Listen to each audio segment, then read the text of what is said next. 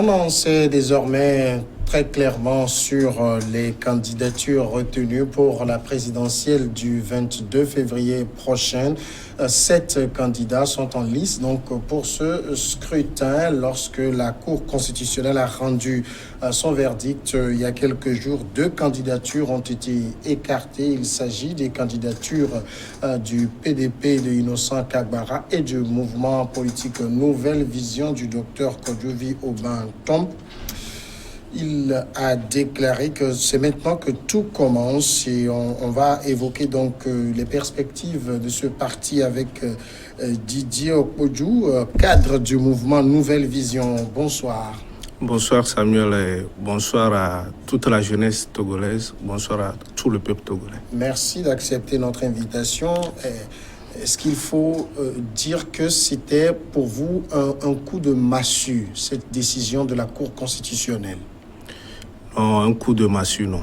La décision de la Cour constitutionnelle, nous, on l'a accueillie avec surprise, étant donné que nous avions quand même, en tant que candidat indépendant, veillé à remplir les conditions requises par la législation en vigueur, et que d'ailleurs, pour nous, nous sommes candidats définitifs, étant donné qu'il nous a été délivré un récépissé définitif de dépôt de candidature. Il n'y a pas de raison que ce soit un coup de massue qu'on ait la décision de la Cour. Mais est-ce que vous ne vous êtes pas dit que vous avez péché quelque part? Péché, non. Péché, non, parce que nous avons, une fois que les informations circulaient sur les réseaux, nous avons vérifié la décision de la Cour qui circulait, puisqu'elle ne nous a été notifiée qu'aujourd'hui. Oui. Donc, quand nous avons vu les raisons évoquées par la Cour, qui étaient liées au nombre de signatures, nous avons été encore une fois surpris que le nombre de signatures que la CENI a reçues des mains du candidat et vérifié, compté préfecture par préfecture, liste par liste, n'était pas le nombre cité par la Cour dans sa décision. Et donc nous avons compris qu'il y a certainement une erreur dans le rapport qui aurait été transmis à la Cour avant qu'elle ne statue. En même temps, vous évoquez tout à l'heure la copie de la décision de la Cour constitutionnelle. Qu'est-ce qu'elle a dit clairement? La Cour a évoqué, je crois que j'ai copié, disait que, considérant qu'à l'analyse de la liste des électeurs appuyant la candidature de M. Ton, candidat indépendant, il apparaît que ces électeurs, 3186, proviennent de 26 préfectures, que le candidat n'a pu réunir un nombre d'électeurs supérieur ou égal à 200 que dans 6 préfectures et que la plupart des électeurs appuyant la candidature de M. Ton ne se retrouvent pas sur le fichier électoral de la CENI. Donc pour la première disposition qui concerne le nombre de signatures, nous avons apporté à la CENI 5222 signatures. Et cela a été vérifié par la cellule de contrôle qui avait reçu les dossiers. Le premier rapporteur de la CENI qui délivre le récépissé définitif nous l'a confirmé qu'il avait quand même reçu plus de 5000 signatures de la part de notre candidat. Et nos signatures provenaient de 18 différentes préfectures et non 26 comme la Cour l'a cité. Et sur ces 18 préfectures, nous avions atteint plus de 200 signatures dans 13 préfectures, dont le minimum était 220.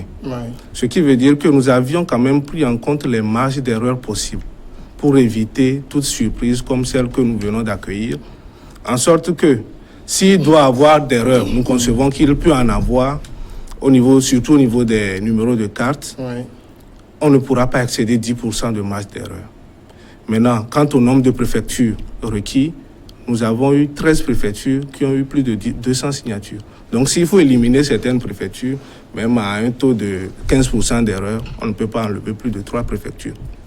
Donc pour nous, nous avons quand même pris toutes les mesures pour que notre candidature soit quand même validée. Et sur le deuxième point, ce qui concerne la plupart des électeurs n'ayant pas la qualité d'électeur, voilà. C'est surprenant que la Cour qui dit que les 3186 proviennent de 26 préfectures nous dise que la plupart des électeurs ne sont pas dans le fichier de la CENI. Parce que c'est en vérifiant dans la base de données de la CENI qu'ils ont pu référer ces 3186 électeurs par rapport aux préfectures, par rapport aux 26 préfectures. Puisque nous, on a envoyé les signatures de 18 préfectures. Donc, si le nombre de préfectures a augmenté et que le nombre de signatures a diminué, il doit y avoir quand même une erreur. Et nous pensons qu'elle sera réparée très vite. Réparée par qui? Nous avons adressé une requête à la Cour pour lui signifier, une requête en guise de réclamation, pour lui signifier que les informations contenues dans sa décision n'étaient pas, comportaient certaines erreurs. Et évidemment, je ne crois pas que c'est la Cour qui n'a pas dit le droit, mais la Cour ne s'appuie que sur le rapport qui lui a été transmis par la CENI après analyse administrative par le ministère de l'administration territoriale. Donc nous comprenons que des erreurs administratives peuvent naturellement se glisser et que la Cour prendra la mesure de la chose. En même temps, vous savez que les décisions de la Cour sont inattaquables. Oui, les décisions, nous n'avons pas attaqué la décision de la Cour. Nous avons adressé une requête aux fins de réclamation, étant donné que ce n'est pas la Cour qui a compté les signatures. La Cour ne s'est référée qu'au rapport que la CENI lui a envoyé. Donc, c'est à la Cour de se référer encore une fois à la CENI, au regard des preuves que nous avons apportées, pour pouvoir vérifier si où se situe réellement l'erreur. Parce que le problème, c'est que nos électeurs qui nous ont donné et qui ont appuyé la candidature se demandent, si on dit la plupart de ces électeurs, ça veut dire que la plupart des électeurs togolais disposant des cartes d'électeurs ne pourront pas voter le jour du vote. C'est une interrogation. La plupart, d'abord, la Cour n'a pas été spécifique pour nous dire sur tel nombre de signatures reçues, et on a eu tel nombre d'électeurs, présumés électeurs, qui n'étaient pas dans la base de données. La plupart, c'est très vague. Et ça veut dire que la plupart des Togolais disposant des cartes d'électeurs peuvent ne pas voter le jour du vote parce que leur nom ne figure pas dans le fichier. Donc ça risque de remettre en cause même le fichier de la CENI qui vient d'être certifié par l'OIF. Alors ça veut dire clairement, à l'heure où nous parlons, vous gardez espoir qu'il y a repêchage pour le docteur Ton? Oui, espoir à 100% parce que les faits sont avérés. La CENI reconnaît que nous n'avons pas fait preuve de manœuvre dans la collecte des signatures et que le nombre de signatures que nous avions apportées avec la fiche récapitulative qui a servi d'outil de vérification, je crois quand même que l'espoir est permis. Au cas contraire? Nous n'envisageons même pas le cas contraire. Ça peut arriver? Ça peut arriver, nous aviserons. Alors, actuellement, vous ne réfléchissez à aucun plan B, c'est ça? Non, épuisons le plan A et on verra le plan B.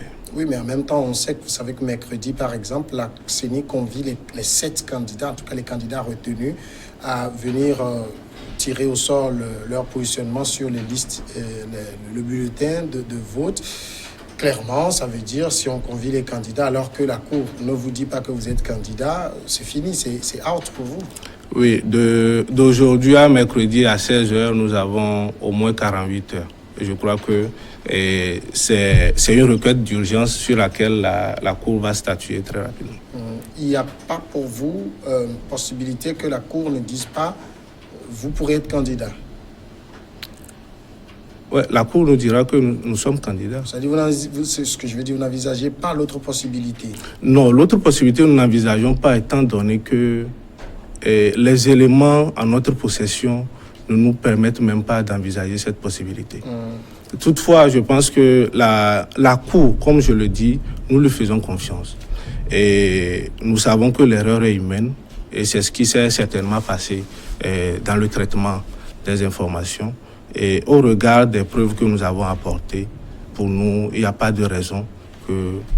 Il suffit de voir si avec 3000 signatures, 3186 signatures, on a pu avoir 6 préfectures comblées. Ça veut dire que si on arrive à retrouver les 2036 signatures, on doit pouvoir avoir les 4 autres préfectures. Alors, il s'agit ici de la Cour et non du mouvement Novi. Alors, en même temps, si la Cour ne vous suit pas, est-ce que vous appelleriez à voter pour quelqu'un d'autre? Voter pour quelqu'un d'autre, ce serait une décision de l'état-major du candidat. On n'envisage pas cela, c'est ça? le moment n'est pas encore là pour discuter. Alors, en même temps, vous l'avez dit, on a senti cela dans le communiqué qui a été publié par le mouvement Nos Vies après la décision de la Cour. On a senti comme si vous vouliez un peu accuser la presse d'avoir, je ne sais pas, c'est ce que moi j'ai cru lire, c'est bien ça? Non, ce n'est pas une accusation de la presse. Je crois, l'information, nous l'avons eue auprès de la presse. Et comme je vous le disais, elle nous a été notifiée qu'aujourd'hui. Et tout ce qui a suivi comme commentaire, sans que les professionnels de presse ne puissent approcher les intéressés pour s'interroger. Parce que quand même, je crois que la majorité des journalistes connaissent Dr Ton dans sa rigueur de fonctionnement. Et ils devraient être surpris de la décision de la Cour et quand même se référer au candidat et lui demander ce qui ne va pas, que de crier sur les antennes et sur les médias sociaux qu'il n'a pas pu rassembler les 2000 signatures. Alors bien maintenant, en attendant que votre saisine, votre nouvelle saisine, je l'appelle comme ça, ne soit examinée, que faites-vous? Nous continuons par travailler sur le terrain. Nos ambassadeurs sont là, bien que l'information les a choqués. Et vous comprenez, si vous-même à leur place, vous mobilisez, puisque comment les collectes de signatures ont été faites, ce sont les ambassadeurs sur le terrain dans les préfectures qui organisent des séances de sensibilisation, lors desquelles nous sensibilisons les populations sur la nouvelle vision et qui, en leur présence, présentent leurs cartes d'électeurs et nous les enregistrons. Qu'on dise aujourd'hui que ce travail qu'ils ont fait et ce à quoi ils ont vécu, qu'on leur dise que ces signatures ne valent pas, c'est un peu compliqué. Toutefois, nous les avons rassurés que nous menons les démarches nécessaires et que leur travail d'ambassadeur, qui est de sensibiliser et d'acquérir d'autres personnes à la cause de la nouvelle vision, continue sur le terrain. Alors, vous les sensibilisez à quoi exactement? La mission de la nouvelle vision, vous devrez même le constater, c'est de former de nouveaux types de citoyens togolais. Parce que ça a été une surprise pour certains d'ailleurs qui l'ont avoué, qu'à cette nouvelle, les jeunes ne sont pas rentrés dans la rue. Nous avons veillé à cela. Parce que la formation, l'information que nous leur passons, c'est le civisme. Attendez que nous puissions évacuer toutes les voies de recours avant qu'on envisage d'autres éventualités. Sinon, aujourd'hui, vous savez, comme pour les politiciens, puisque nous ne le sommes pas, c'est de pouvoir avoir de la popularité pour avoir fait du bruit. Mais pour nous, on n'a pas besoin du bruit pour la popularité. Alors vous le dites, attendez que nous ayons épuisé toutes les voies de recours pour envisager autre chose. Alors, autre chose, c'est que vous pensez qu'il est possible que vous appeliez à des manifestations pour réclamer la candidature du Dr Ton? Appeler à des manifestations, ce n'est pas notre priorité. Et nous n'avons jamais, connaissant les conséquences des manifestations publiques, nous ne l'envisageons pas. Et comme je vous ai dit, une fois, nous comptons quand même sur la Cour pour clore ce dossier. Et toutefois, les possibilités envisageables seront faites par l'état-major du candidat. Ne risquez-vous pas d'être simple observateur pour ce scrutin? Non, le risque est à zéro. Vous pensez toujours pouvoir y participer en tant que candidat? Nous croyons. En quoi? Nous croyons pouvoir participer. Comment? Parce que les éléments sont là. Rien ne nous empêche de participer à ce scrutin. Rien ne nous empêche. Et comme je l'ai dit, la CENI même, je ne sais pas si c'est une erreur, nous a fait candidat définitif à ce scrutin. Avec la bénédiction de la Cour, certainement, puisqu'il y a certains candidats qui se sont référés à la Cour et qui ont été déboutés. La procédure, il y a une étape qui a été violée dans la procédure et la Cour n'a même pas mentionné cet article 153 dans ses visas parce que au dépôt de candidature, après vérification des pièces, on délivre au candidat un récépissé provisoire. Et le récépissé définitif n'est donné qu'après validation des candidatures par la Cour. Et c'est le dernier document que le candidat reçoit. Mais on nous l'a donné le même jour, contre paiement de la caution. Et c'était la condition que prévoit le code électoral. Nous avons présenté la quittance de la caution, on nous a donné le récépissé définitif. Ça veut dire que nous sommes définitivement candidats. Alors, candidat malgré tout, c'est ça? Malgré tout. D'accord. Maintenant, quel message vous allez passer sur le terrain? Si demain, moi je sais pas moi je retrouve à partir de mercredi, je suis obligé d'envisager tout, un bulletin de vote où je n'ai pas le docteur Ton. Quel est le message? Le message, c'est que le mercredi, ce n'est pas le jour du vote. Tout peut se passer avant le jour du vote. Voilà. Oui, mais s'il n'est pas sur le bulletin, ça veut dire qu'il ne fait pas partie des candidats pour qui on va voter. Non, vous savez, nous sommes dans un processus. Le processus a des étapes. Et quand il y a, violation des droits de certains candidats par endroit, le processus peut toujours faire marche arrière pour réparer avant de continuer. Donc, si la Cour décide le jeudi de restaurer la candidature de Dr Ton, c'est naturel que les positionnements sur les bulletins de vote soient repris. Est-ce que vous ne faites pas comme un peu font les leaders politiques au Togo? Ils ont toujours qu'un plan A, ils n'ont jamais de plan B. Non, quand vous n'avez pas de plan B, c'est que vous n'êtes pas prévoyant. Mais il faut croire en ce que vous faites. C'est ça qui est le plan A. Votre plan B, c'est lequel? C'est ça qui m'intéresse, moi. Le moment n'est pas venu de le décliner ici. Aujourd'hui, nous nous focalisons sur quelque chose, c'est la confiance que nous avons en nos institutions de rétablir le droit. Et si jamais on vous déboutait, vous n'allez pas crier haro sur les institutions non plus? Non, les institutions, nous les respectons. Et comme je l'ai dit, en aspirant à gouverner ce pays, nous travaillerons toujours avec ces institutions en veillant quand même à améliorer certaines choses. Et donc, il n'y a pas de raison qu'aujourd'hui, on ne commence pas à crier ça et là. Et je crois quand même qu'au nom de la confiance que nous avons en eux, ils veilleront également à ce qu'ils ne perdent pas, qu'elles ne perdent pas cette confiance qu'on a. Vous vous êtes quand même dit qu'il se peut qu'on n'ait pas voulu de votre candidature.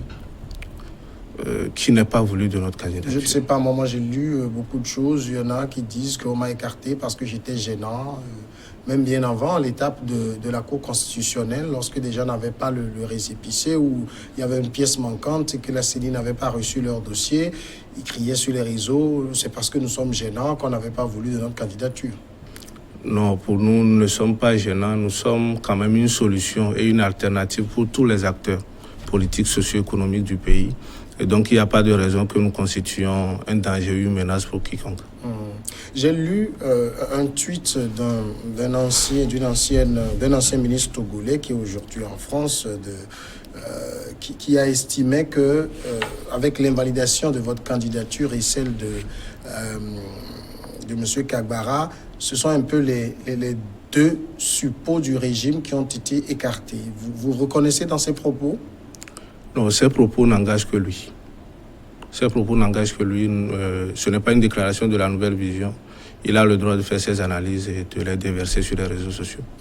Et vous pensez que votre candidature, elle était très sérieuse? Elle a toujours été. Vous nous avez reçus plusieurs fois ici. Et nous avons décliné quand même la vision que nous avons pour le Togo. Et la sérénité avec laquelle nous fonctionnons. Je crois que si aujourd'hui, 18 préfectures, 5000 signatures, plus de 5000 signatures en soutien à la candidature de Dr Ton, c'est que nous sommes sérieux. Très sérieux. Elle était menaçante? À l'égard de qui? Une candidature, c'est parce que vous cherchez à remplacer des gens, vous étiez en concurrence avec d'autres, bien sûr. Oui, remplacer quelqu'un, ça veut dire que la personne est prête à partir. La personne devrait envisager la possibilité de partir et de se faire remplacer. Donc ce n'est pas une menace. En rien. Alors bien, maintenant, il y a encore quelques jours pour les élections. Que fait votre équipe? Vous dites, vous rencontrez les gens. Vous les préparez à quoi? À voter. Non, je sais, tout le monde ira voter le 22 février. Mais vous les préparez concrètement à quoi? C'est-à-dire, le sens de ma question. Pourquoi vous, particulièrement? Pourquoi nous? Parce que l'essence même de la Nouvelle Vision, c'est parce qu'il y a une ancienne vision improductive, infertile, et qu'il faut l'émergence d'une nouvelle vision pour combler les attentes de la population togolaise. Vous êtes prêt, par exemple, à procrastiner cette vision sur les 5 prochaines années? Oui. Si éventuellement vous n'étiez pas en lice actuellement? Je n'ai pas compris la question. C'est-à-dire, est-ce que vous allez reporter votre vision d'aujourd'hui, si vous n'étiez pas en lice, sur les 5 prochaines années qui viennent, 2025? Notre vision ne date pas de 2020. Et ce n'est qu'une conséquence des actions que nous avons menées depuis 2009 et nous continuons par le faire. Et la vision que nous avons pour le Togo, pour nous, la magistrature suprême ne sert que d'outil pour accélérer. Et que nous l'ayons ou pas, nous continuerons par travailler pour le mieux-être des Togolais. Ce n'est pas une obsession pour vous? La magistrature suprême, non. Nous ne sommes pas dans une ambition politique. Vous êtes prêt à envisager le fait qu'on peut ne pas être candidat en 2020? Je l'ai précisé que la magistrature suprême, c'est un outil pour nous. Donc nous en avons besoin pour 2020. Nous ne pouvons pas avoir cette opportunité de sauver le peuple togolais, de la reporter sur 5 ans. Et si 2020, ça ne passe pas, est-ce que vous pouvez la reporter sur les 5 prochaines années? Ça dépendra du résultat que nous aurons produit au cours des 5 ans. Parce que comme je vous l'ai dit, président ou pas, nous continuerons par implémenter la vision au Togo. Et en fonction des résultats que nous aurons, peut-être qu'un meilleur outil se présentera à nous au cours des 5 ans et que nous n'aurons plus besoin de la magistrature. Vous avez suffisamment de ressources, d'énergie pour continuer? Oui, la principale énergie, c'est l'intellect. Et nous l'avons et elle grandit constamment.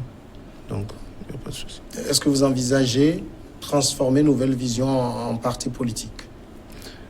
Non, si cette option était envisagée, on l'aurait fait. On l'aurait fait plus tôt pour pouvoir placer la candidature de Dr Ton. Mais parti politique encore au Togo, c'est pour diviser les Togolais. Donc ça ne fait pas partie de nos options. Est-ce que cette option ne vous aurait pas évité toute cette tracasserie de parrainage? Donc, je ne pense pas que c'est un risque que nous avons couru d'être candidat indépendant. Ce n'est pas un risque. Et les conséquences sont là. C'est vous qui le voyez. Nous, on n'a pas encore de conséquences. On n'a pas encore de conséquences. L'existant, tout le monde connaît l'existant. Oui, aujourd'hui, nous avons 5222 signatures. Nous l'avons. La CENI reconnaît l'avoir reçu. Et donc, il n'y a pas de raison qu'on s'inquiète. Nullement pas. C'est pas, vous m'excuserez le mot, un optimisme béat? Bon, c'est à vous d'en juger. Vous n'avez aucun autre plan après ça? Après ça, c'est que nous serons président. Si ça ne marche pas, c'est ce que moi je voudrais savoir. Oui, c'est vous qui envisagez que ça ne marche pas. Je me retrouverai, je ne sais pas moi, mercredi, jeudi, vendredi, lundi. On aura déjà fait peut-être les bulletins. Avec vous, avec une autre personne de Nouvelle Vision sur le même plateau, je vous avais demandé. Vous m'avez dit que vous étiez très optimiste. Voilà, ce n'est pas passé. Ouais, là, on pourra vous décliner le plan B. Donc, il y a un plan B quand même. Il y en a. Qui est d'appeler à voter pour quelqu'un d'autre? Je ne pense pas. Vous ne soutenez aucun autre candidat? Si on devait soutenir un autre candidat, on n'aurait pas présenté notre candidature. Et puisque vous n'êtes plus en jeu? Tous les candidats en lice aujourd'hui sont de l'ancienne vision. Vous en êtes témoin. C'est des gens qui ont déjà concouru au même jeu démocratique. Et aujourd'hui, si nous appelons Nouvelle Vision, il n'y a pas de raison que nous ayons l'intention de nous aligner derrière quiconque. Didier Okojou, oui. Merci d'être passé dans cette émission. Merci à vous aussi. Vous êtes un cadre du mouvement Nouvelle Vision du docteur Aubin Atna Ton. On va observer la pause, le temps de regarder le journal et puis dans une dizaine de minutes, regard croisé.